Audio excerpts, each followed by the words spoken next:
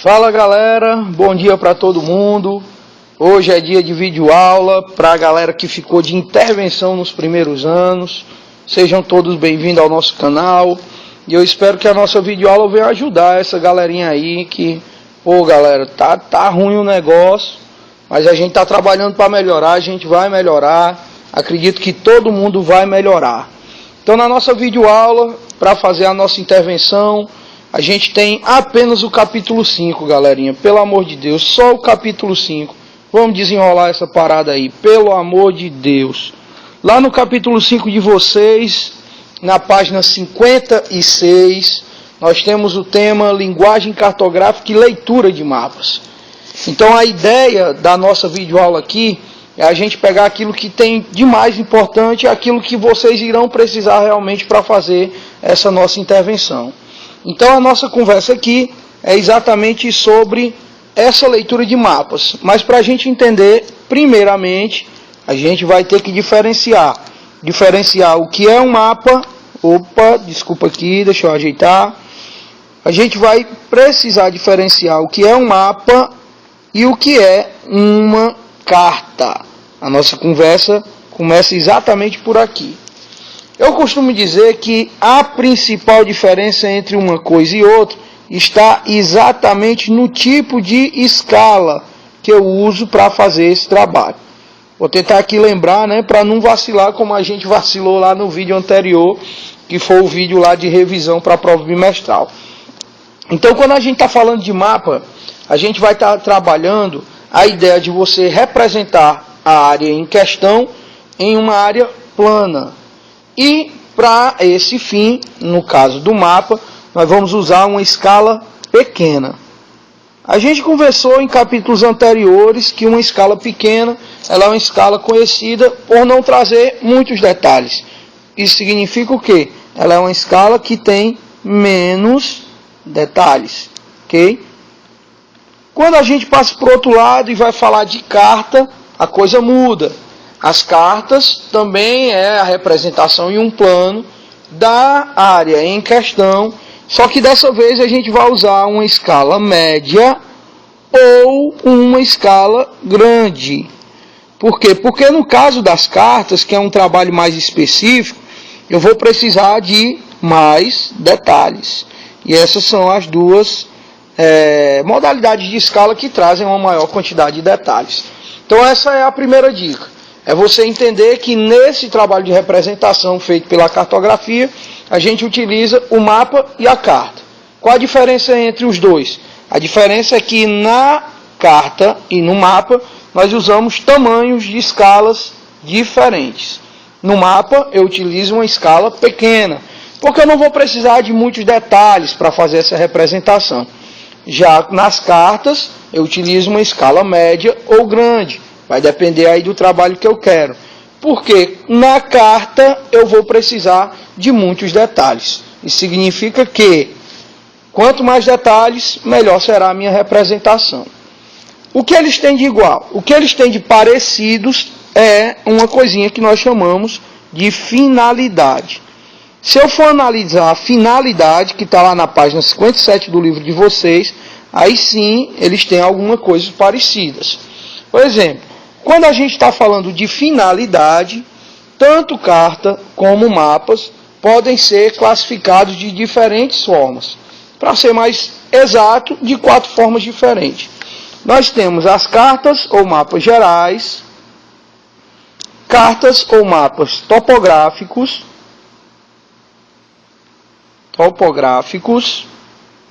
cartas ou mapas temáticas, e cartas ou mapas especiais. Alex, meu filho, como é que eu vou fazer para saber o que é que eu vou utilizar? Meu brother, vai depender de você. Quem decide qual a finalidade é o trabalho que você está fazendo. Então, depois de eu definir se eu vou utilizar uma carta ou um mapa, depois de eu definir o tipo de escala que mais próximo da realidade vai chegar, aí eu defino se eu vou de geral, se eu vou de topográfico, se eu vou de temático ou se eu vou de especial. O que seria um mapa, no caso, geral? Nesse tipo de representação, eu vou usar uma EP. Professor, o que é um EP? Um EP é uma escala pequena. É só para a gente ganhar aqui no espaço, tá bom? Então, nesse caso, utilizando uma escala pequena, porque eu não vou precisar de tantos detalhes assim, né, para mostrar a área que eu estou representando, e para a criatura que está do outro lado com essa representação, ela vai conseguir entender direitinho o que tem lá no mapa. É aquela velha história. É como a ideia lá do mapa do Brasil. Se você desenhar o mapa do Brasil limpo e seco, sem dividir ele em regiões, em nada desse tipo, só em um carinha pegar aquele mapa, ele sabe que aquilo é o Brasil. Então, nesse caso, eu faço uma representação em linhas gerais. Então, uma escala pequena, que é uma escala com poucos detalhes, já vai me ajudar a entender que tipo de representação que eu tenho ali. Já na finalidade topográfica, eu posso utilizar tanto o mapa como também uma carta. Porque, nesse caso, o que vai definir é o tamanho da área que eu estou representando. Se ela for uma área muito extensa, muito grande, vou colocar um Gzinho aqui, você lembra pela fala, aí o ideal é que eu utilize uma escala pequena, porque ela é muito grande. Agora, se eu for usar ele numa área menor, aí eu posso sim ir para uma escala, no caso, eu perdi aqui um pouco, mas eu posso ir para uma escala grande. Por quê? Porque essa escala grande, ela me dá mais detalhes. Tá? Ela é mais minuciosa. Então eu acabo tendo uma representação melhor. Tá bom? Então, ó, no mapa ou carta topográfica, o que vai definir é o tamanho da área. Uma área pequena, onde eu posso usar mais detalhes, mais de detalhes, eu vou utilizar uma escala grande. Se a área for maior, aí as coisas já são diferentes. Eu posso utilizar menos detalhes, e aí eu vou de escala pequena. Ok? Vamos lá nos temáticos. Nos temáticos, o próprio nome já está dizendo. Ele é um mapa que trabalha com um tema específico. Por exemplo, mapa da violência de Acaraú. Então já sei que a legendazinha que está ali destacada, ela vai fazer a representação da violência nos bairros, né, nos distritos de Acaraú. Então ele trabalha com um tema específico. Da violência, da fome, de infraestrutura, de zona rural, etc, etc. E os mapas especiais, que na verdade não serão mapas, geralmente eles são cartas, né? Eu vou utilizar sempre escalas grandes, sempre. Por que escala grande aqui, professor? Porque os mapas especiais, eles são mapas, como o próprio nome já diz, que são confeccionados para um fim específico. É aquele mapa que a gente conversou em aula, um mapa onde pessoas formadas em uma determinada área, por exemplo, na aviação, na navegação, então a galera ela tem uma representação diferenciada, uma representação que tem uma linguagem diferente daquelas que as pessoas normais, sem poderes especiais como nós, não conseguimos interpretar. Então a galera usa algum tipo de linguagem, de formação, de símbolo, de cores, que só um profissional formado naquela área, ele consegue fazer uma interpretação mais correta, tá bom? Então essa é a nossa primeira parte que a gente precisa lembrar. O que é um mapa, o que é uma carta. Qual a diferença entre eles? Mais uma vez, a escala. Em um mapa eu utilizo uma escala pequena, que me dá poucos detalhes, já é o suficiente. E numa carta eu costumo usar uma escala média ou grande com mais detalhes. Quanto à finalidade, eles já se confundem, né? Eles já podem trabalhar aí num conjunto, né? Do lado um do outro. Os mapas gerais, uma representação geral. Então com escala pequena eu já desenrolo. Os mapas ou cartas topográficas, vou pela área. Se a área é muito extensa, escala pequena. Se a área é menor, escala grande ou média. Nos temáticos são aqueles que trabalham com um tema específico. Violência, infraestrutura, trânsito, é um tema, ela tem um tema. E os especiais são para trabalhos especiais, ora bolas, né? É para aquela galera mesmo que tem uma formação na área e que consegue interpretar direitinho como que funciona aquilo que ele está vendo ali, tá bom? Então vamos lá para o nosso segundo ponto, já que passou aqui o primeiro. No nosso segundo ponto, a gente vai falar sobre a linguagem, tá?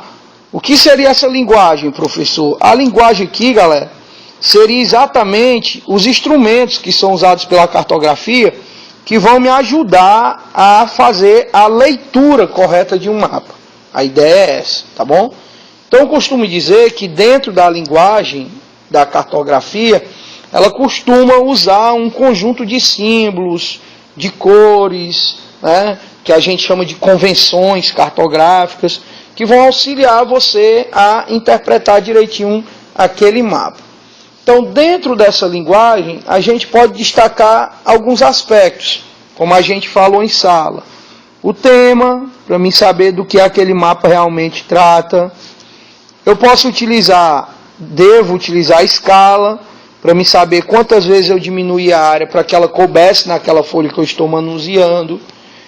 Eu posso também utilizar a orientação, que seria aquela rosa dos ventos. E eu posso utilizar ainda uma legenda, formada por símbolos e cores que vão me ajudar a fazer a leitura do mapa. Então, em linhas gerais, esses são as ferramentas que eu considero como uma linguagem utilizada pela cartografia para me ajudar na leitura de um determinado mapa. Dentro dessa ideia, né, de tema, de escala, de orientação e de legenda, a gente também pode definir um sistema de cores, que lá no nosso livro, se não me falha a memória aqui agora, nós temos lá na página 60, né, na página 60 do livro, a gente vai encontrar algumas ideias, como por exemplo, dentro dessa linguagem, a parte onde eu posso localizar o nível de chuva, né, pluviométrico, certo? Ou seja, nesse caso aqui, eu acabo utilizando um sistema de cores diferente para me identificar. Outras características também que a gente vai destacar aqui, para você lembrar, são ainda sobre essas cores, fazendo referência a algumas informações. Vamos destacar aqui, ó, enquanto eu não esqueço, né, porque eu estou sem nada aqui mesmo, aí pode eu esquecer. Vamos começar pelo preto. A cor preta, como vocês também anotaram no caderno, geralmente ela vai fazer referência a cidades, a vilas, ou seja, são pontos que eu sei que a gente vai encontrar urbanização. Uma outra cor também utilizada é o vermelho. No caso do vermelho, ele vai fazer referência, aqui nesse caso, às rodovias, tá? Às estradas. Ok? Uma outra cor também aqui, deixa eu procurar ela aqui na minha tabelinha de cores aqui do lado, é a cor azul. No caso do azul, ele vai sempre representar a água, né? Vou colocar aqui água, aí você lembra aí que são os rios, os mares, o oceano. E nós temos uma outra cor, que é a cor verde. Vou colocar nessa cor aqui mais clara, para a gente identificar, que ela vai representar a vegetação. Então, em termos gerais, nós temos isso aqui, tá? O preto, o vermelho, o azul e o verde. Já quando a gente está falando sobre altitudes, né, aí a gente vai começar a usar uma outra definição, que é o que nós chamamos de curvas de nível, que vai ser aqui já já o que nós estaremos conversando. Curva de nível. Pode colocar no plural também, não tem problema nenhum. Geralmente as curvas de nível, elas aparecem para representar, nós podemos dizer assim, um relevo. Se ele é alto ou se ele é baixo. Se ele está acima ou abaixo do nível do mar. Tá bom? Então, em relação à linguagem, o que eu quero que os senhores lembrem é isso aqui. Ok? Lembrar que a cartografia ela utiliza um conjunto de símbolos, de cores, as convenções cartográficas, para ajudar você a interpretar e fazer a leitura correta de um mapa. Ela utiliza do tema, da escala, da orientação e da legenda. Nós temos as representações pluviométricas, que marcam o índice de chuva, e algumas outras cores que são utilizadas para esses fins. No caso do preto, cidades, vermelho, rodovias, azul, água, verde, vegetação, tá? E aí vamos lá para a curva de nível, que é onde eu quero fechar aqui a revisão de vocês. No caso da curva de nível, como a gente conversou em sala, turma, O que eu quero que os senhores lembrem é exatamente 2 pontos específicos, tá bom? Nesse caso aqui eu vou pedir que vocês façam uma leiturazinha também no caderno de vocês. Você tem esse desenho, que se eu for transformar ele em relevo, eu vou ter isso aqui, tá? Só que dentro desse desenho eu preciso ter as medidas. 100 metros, 200 metros, 300 metros. Significa que ele está dividido de 100 em 100. E aí o que é que eu faço? Eu faço essa divisãozinha aqui, ó. 100, 200 e 300 metros. Isso significa que aquele pontinho que restou lá em cima, esse daqui, ó, ele pode estar aqui. Ou seja, significa que ele não é o ponto máximo 300. Ainda tem uma outra pontinha que vamos supor 320 metros. Tá? Então, você conseguir fazer essa transformação, para mim, agora vai ser o mais importante. E quando eu tiver círculos mais próximos um do outro, como a gente conversou em sala, e vamos supor que cada um desses aqui ele está de 10 em 10 metros, 10 metros, 20 metros, 30 metros, 40 metros e vamos botar aqui 45 metros.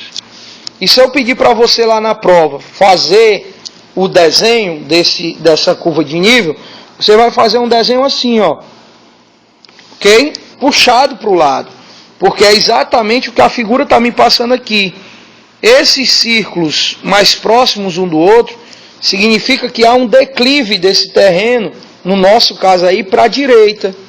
Tá? Então, o seu desenho, o seu relevo, ele tem que estar um pouco inclinado para a direita. E se eu pedir para você colocar essas altitudes, você vai fazer aqui, pô, bem fácil, ó. 10, 20, 30, 40 e o outro máximozinho aqui, como eu coloquei lá dentro, risca aqui, pronto, vai dar 45, entendeu? Então o desenho é bem simples, é só isso. Então o que é que a gente precisa entender também, turma? Entenda aqui comigo que esses círculos maiores, eles sempre vão representar a menor altitude. E os círculos menores, sempre as maiores altitudes. Olha aqui, ó. O círculo maior é a altitude mais baixa. O círculo menor é a altitude mais alta. Aqui do mesmo jeito, ó. Círculo maior, altitude mais baixa. O círculo menor, a mais alta. Entendeu? Então isso aí vocês têm que ficar bem alertos. E finalizando, o outro tipo de curva de nível é quando nós tivermos ela em duplas, digamos mais. Você pega isso aqui, ó. Vamos lá, né? Pronto, pegou isso aqui. Como que vai ficar esse relevo para mim, professor? Você vai fazer ele assim, ó. Você faz ele assim. E aí quando eu, professor, colocar para você que aqui temos 10, aqui temos 20, e aqui temos 30, e aqui desse lado eu não coloquei nada, de pô, professor, e aí como é que eu sei a altitude do outro lado, cara?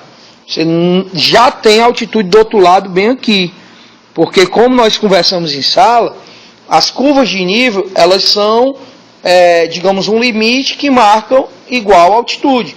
Então se aqui eu tenho 3 círculos e aqui do outro lado eu também tenho 3 círculos, então a altitude é a mesma. Aqui também é 10, aqui também é 20, aqui também é 30. Ok? Se eu for passar essa linha, o que é que nós vamos fazer? Nós vamos fazer isso aqui. Pronto, bem simples também, pô. 30, já bem lá no finalzinho, tá? 10, 20 e 30. E um detalhe, ó. Esses morros aqui, eles estão separados, viu, ó?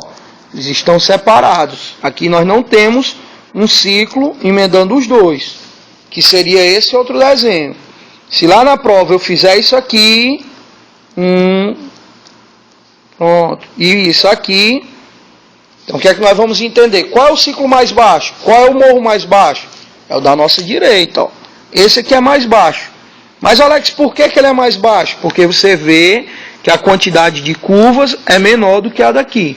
Então, como que ficaria o nosso desenho? O nosso desenho iria ficar assim, ó. Um mais alto e um mais baixo. Desse jeito. Então, quero que nós tínhamos como medida 10, 20, 30, 40. Preciso colocar aqui como eu ia fazer? Não, porque é a mesma curva. Então o que é que nós iremos fazer? Nós iremos começar o 10 aqui, ó, tá junto. E onde é que ele começa a dividir? No segundo. Então no segundo eu já divido. A divisão que eu falo é essa daqui, ó, que eu estou escurecendo mais. Depois eu passo uma terceira linha, já bem lá na ponta, e uma quarta linha. E aí como que fica em medidas? 10, tá aqui o 10, o 20, tá aqui o 20, que já separou um círculo do outro, o 30 e mais em cima o 40, ok? Então é isso, cara, que vocês têm que dar uma treinada. Que é que eu indico para vocês, ó. Pegou o vídeo, assistiu o vídeo, começa a fazer vários desenhos de círculos, como esses aqui, tá? Começa a fazer vários deles e começa a desenhar do lado como que ficaria esse formato, ok? Então isso é o que? É você praticar, pô. Vamos praticar. Era isso que eu falava em toda a aula. Você tem que praticar isso aqui para você entender como é a técnica, tá bom? Então segue o passo a passo, galera. Assiste esse vídeo, velho, até dar um andor, pelo amor de Deus. Se vocês tiverem alguma dúvida, deixa a dúvida aí embaixo. Ou então manda lá um zap pra mim. Eu vou responder, tá bom? Não esquece de quem ainda não se inscreveu, se inscreve no canal. Para você estar recebendo a notificação sempre que eu fizer um vídeo. E dá um like lá, pô. Tem que dar uma força, que é pra mim poder dar uma força também no nosso canal, tá bom? Meus amores, sucesso, tá? Vou estar aqui torcendo por vocês. Eu espero que vocês estudem e consigam, estudem mesmo, e consigam ter bons resultados, tá bom? Beijo para todo mundo, abraço para todo mundo e sucesso, viu? Vamos lá.